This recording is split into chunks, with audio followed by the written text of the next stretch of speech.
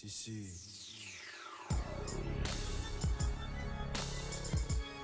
Je balafrais pour rappeler.com.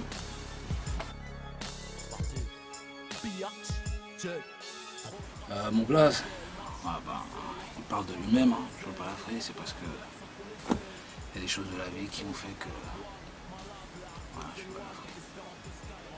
Et tu fais des instrus depuis quand? Les instrus, ça va peut-être faire bientôt maintenant une petite dizaine d'années. Et c'est venu comment cette envie de faire des instrus? Cette envie de faire les instrus, elle est venue comment? Je suis autodidacte et j'ai des amis, j'avais des amis à l'époque qui étaient déjà musiciens confirmés.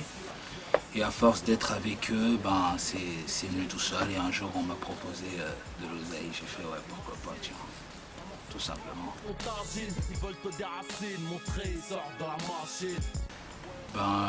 Beaucoup de classiques.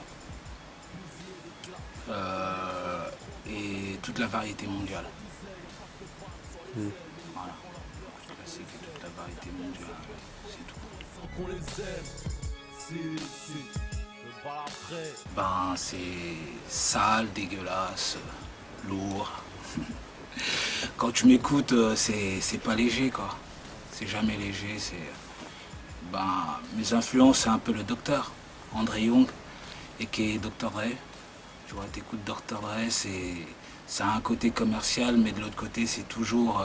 il a toujours son kick bien lourd et sa caisse claire qui vient faire le travail. Mais pourquoi tes instrus elles sont sombres comme ça? Bon, en général, parce que c'est ce que je suis.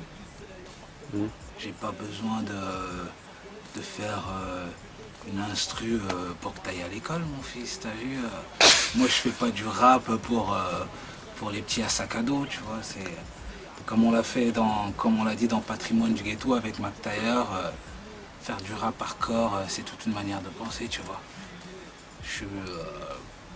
Disons que le côté rap jouissif, rap, faire la fête, c'est bien pour ceux qui aiment. Il en faut pour tout le monde. Moi, je parle à d'autres personnes, tout simplement. Ok, d'accord. Et t'as travaillé avec qui depuis que t'as commencé? Ah, je travaille avec qui? Je pense avoir travaillé avec la moitié de la scène hip-hop française, en patrimoine du Ghetto. Il y a Nesbill, que j'apprécie beaucoup. Big Up, Nesbill. Despo. 113.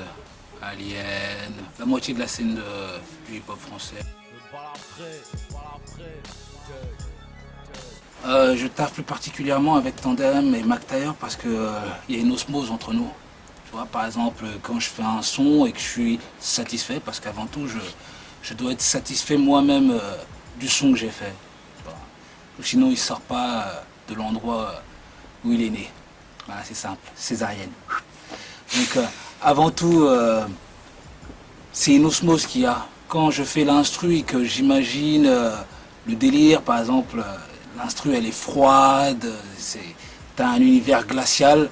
Mac Taylor ou McGregor, en arrivant là-dessus, ils expriment exactement ce que j'avais en tête lors de la composition. Donc c'est pour ça que j'aime bien travailler avec eux. Ils ont un rap adapté à tes instrus en fait, c'est ça?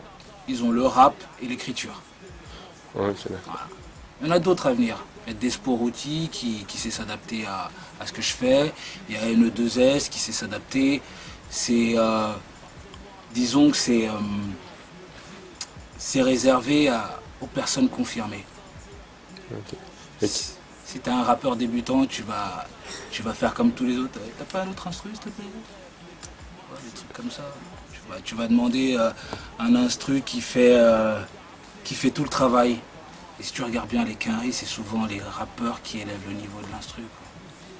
Tout simplement. Et t'as déjà refusé de travailler avec certains artistes? Ouais. Pourquoi? Pourquoi? Parce qu'ils n'étaient pas dans mon délire artistique, tout simplement. Tu penses que les beatmakers ils sont pas assez reconnus pour leur travail? On parle plus du rappeur que du beatmaker, alors que c'est lui qui fait l'instru quand même, tu vois. Ça, je j'aurais du mal à répondre à ta question parce que je ne sais pas pourquoi je n'ai pas eu ce problème-là et tu vois, moi au contraire, je vois pas les beatmakers, je sais pas, chacun fait son taf. T'as un beatmaker, t'as un beatmaker, t'as un rappeur, t'as un rappeur. Bah, si toi en tant que beatmaker tu veux, coucou, c'est moi, je vois pas l'intérêt quoi. Je pense que les rappeurs, leur place c'est la lumière et les beatmakers ils sont condamnés à rester dans l'ombre, c'est leur place ou... Non, non, pas du tout. Ben, les beatmakers, ils ont qu'à faire les albums en mettant leur nom en avant. Ou un truc comme ça. Je sais pas, qu'ils essaient de travailler leur entertainment comme ils font les Américains. Mais je pense pas que ce soit une place d'ombre. C'est t'ouvres le livret dans les crédits à ton nom, quoi. Et toi ça te suffit largement ça. Moi, ouais, personnellement, ouais, c'est pas ça qui m'intéresse. Hein. Moi, ce qui m'intéresse, c'est que le travail soit bien fait. Ok, c'est pour ça qu'on le voit peu alors. Tout à fait. Il a projet été créé en 2005.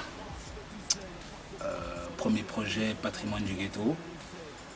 Bon, bah, c'est un label musique et tout ce qui est image aussi.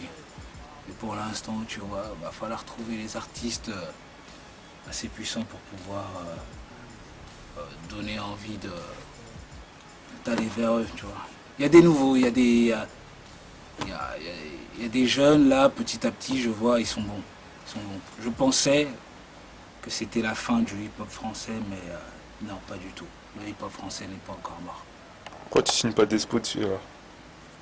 Parce que Despo est chez Soldat sans grade. Donc j'ai pas besoin de signer Despo. Déjà d'une part, quand tu signes quelqu'un, moi mon label je l'ai créé et ouvert pour pouvoir faire mes projets, tu vois.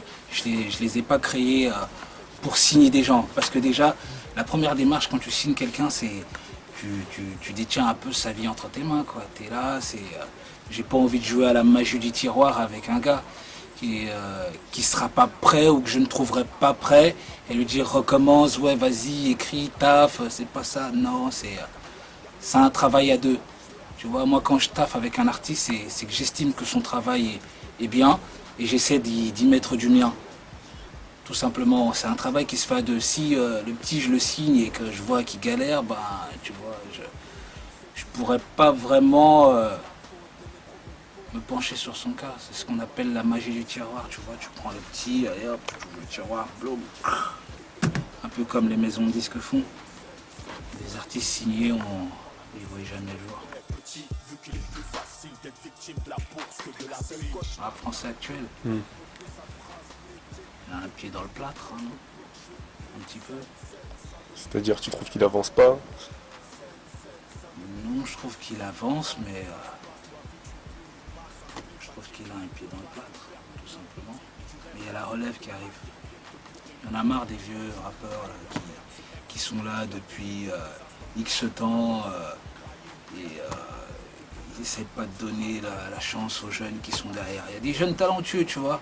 Le problème, c'est que dès qu'il y a un nouveau rappeur qui arrive, il a sa place et il veut laisser personne autour de lui, tu vois. Ça, c'est un peu chiant. Bah, McTayer, par exemple, il a Explosive Music, tu vois. Akash, il a beaucoup fait, hein. Il a fait péter plein de jeunes, tu vois. Mais il y a d'autres groupes, je ne citerai pas le nom, tu vois. Hein. On va les laisser dans leur délire. Ils sont là, ils vont mourir dans le rap. Vas-y. Juste pour dire que dans le hip-hop, il n'y a pas que le rap, il n'y a pas que la musique. Les gars, penchez-vous aussi dans le visuel, les vidéos, les clips, tout ça. On a besoin de vous, quoi. Voilà. L'ascenseur social est bloqué, ok. La misère est rentrée chez nous sans toquer, ok.